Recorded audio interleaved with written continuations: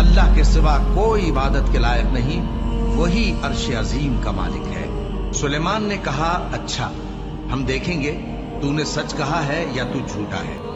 ये मेरा खत ले जा और इसे उनकी तरफ डाल दे, फिर उनके पास से हट जाना और देखना कि वो क्या जवाब देती है। मलिका ने कहा कि दरबार वालों, मुझ तक एक नामा गरामी पहुंचाया गया है।